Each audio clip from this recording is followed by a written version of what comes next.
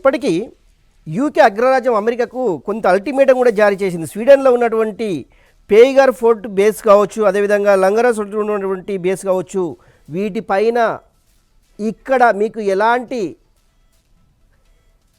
అంటే వార్ చేయడానికి కావచ్చు, అక్కడ వెళ్ళడానికి కావచ్చు అవకాశము లేదు అనేసి ఇప్పటికే యూకే అగ్రరాజ్యం అమెరికా కూడా ఒక అల్టిమేటం జారీ చేసింది. దీని ఏ విధంగా చూడాలంటారు బాబు గోగినేని గారు? మనం దీన్ని ఆహ్వానించాలండి. ఇదివరకు యుద్ధాలు జరిగినప్పుడు, చాలా దేశాన్ని ఇన్వాల్వ్ అయినప్పుడు ఐక్యరాజ్య సమితి యొక్క భద్రతా మండలి అంటే సెక్యూరిటీ కౌన్సిల్ యొక్క ఆమోదంతో జరిగినాయి. అంటే యుద్ధం అన్నది ఎప్పుడూ న్యాయం తీసుకురాదు, అది వాస్తవం. యుద్ధం ఎప్పుడూ మానవ హక్కుల్ని కాపాడలేదు, చాలా మంది పోతారు, ప్రాణాలు పోతాయి. అయినా కూడా దేశాలన్నీ కలిసి యుద్ధం చేయాలి అని అంటే ఆ దేశాలన్నీ తీర్మానం చేసుకుని మనం ఈ ఆబ్జెక్టివ్స్ కోసం ఈ యుద్ధం చేద్దాము అని అనుకోవటం మనకి తెలుసు. ఈసారి యుద్ధం కేవలం అమెరికా చేస్తానంటే, ఐక్యరాజ్య సమితి యొక్క భద్రతా మండలిలో రష్యా ఉంది, చైనా ఉంది, ఫ్రాన్స్ ఉంది, యూకే ఉంది, అమెరికా ఉంది. యూకే నువ్వు గనక మా దగ్గర ఉన్న బేసెస్, అమెరికాకి యూరోప్లో 40 మిలిటరీ బేసెస్ ఉన్నాయండి. రెండవ ప్రపంచ యుద్ధానికి ముందు నుండి రెండవ ప్రపంచ యుద్ధం తర్వాత అమెరికన్ ప్రెసెన్స్ యూరోప్లో యూరోప్ యొక్క సమగ్రతని, జియోగ్రాఫికల్ ఇంటెగ్రిటీని కాపాడటానికి ఉన్నది అన్నది వాళ్ళ వాదన. ఆ దేశాలు కూడా అందుకే ఉండమని అన్నాయి. ఆ బేస్ను వాడుకుని ఇంకొక దేశాన్ని పైన దాడి చేయటానికి కాదు, ఈ బేసు యూరప్ యొక్క పరిరక్షణ కోసమే అన్నమాట ఈరోజు యూకే గుర్తు చేస్తున్నది. నువ్వు యూరప్లో ఉన్న మీ బేసెస్ని ఇరాన్ పైన దాడి చేయటానికి వాడుకోకూడదు, ఎందుకంటే ఆత్మరక్షణ అన్న వాదన ఇక్కడ లేదు.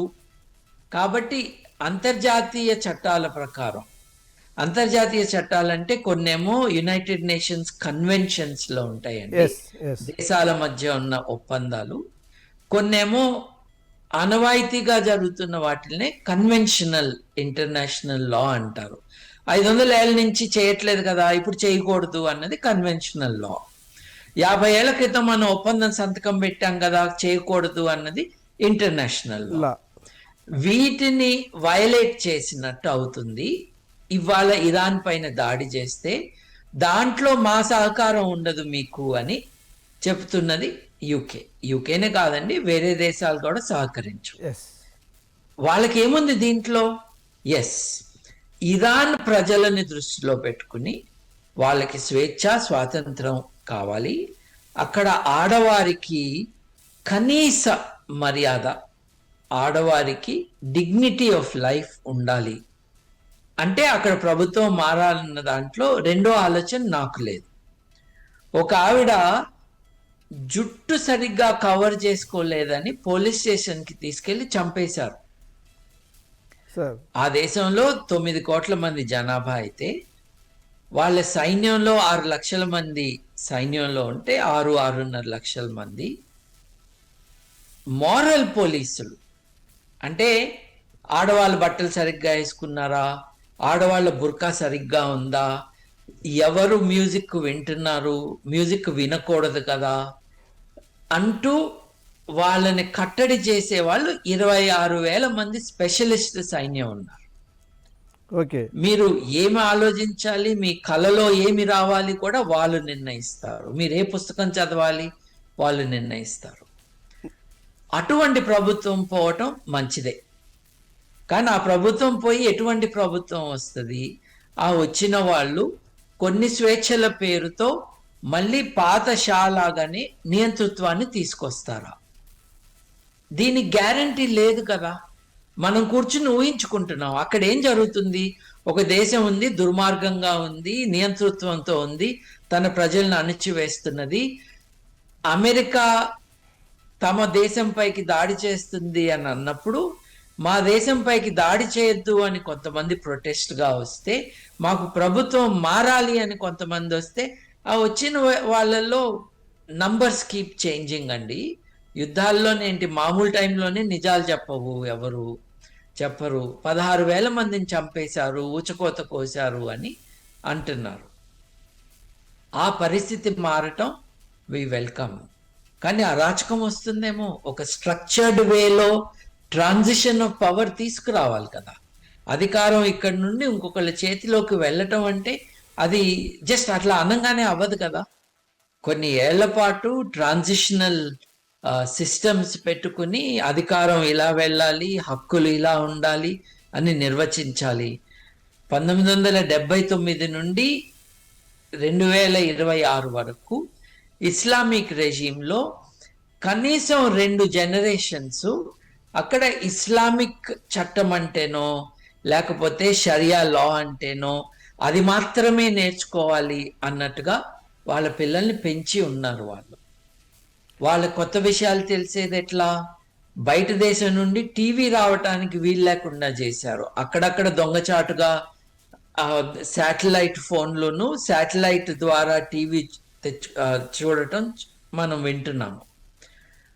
అది వైడ్ స్ప్రెడ్గా లేదు కాబట్టి ఆధునిక విలువల గురించి మనం మాట్లాడినప్పుడు అది వింతగా కనిపించి అది ఒప్పుకోకపోవచ్చు కొంతమంది. అవును. 50 ఏళ్ల పాటు 49 ఏళ్ల పాటు వాళ్ళకి స్వేచ్ఛ అంటే ఏంటో తెలియకుండా చేశారేమో. ఏమో ఎందుకంటున్నా అంటే ఇరాన్ నుండి హైదరాబాద్కి ఇద్దరు మాకు తెలిసిన వాళ్ళ కంపెనీలో చేయటానికి ఇద్దరు వచ్చారండి.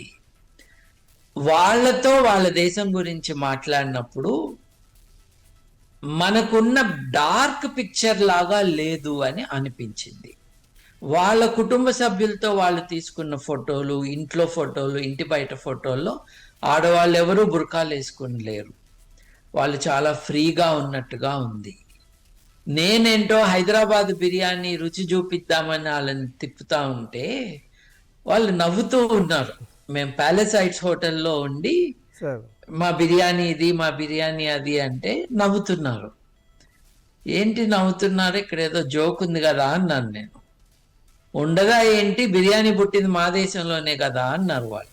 నిజమే, ఇస్ఫహాన్లో తయారైంది బిర్యానీ మొదటిసారి. ఒక గొప్ప కల్చర్ ఉన్న దేశం.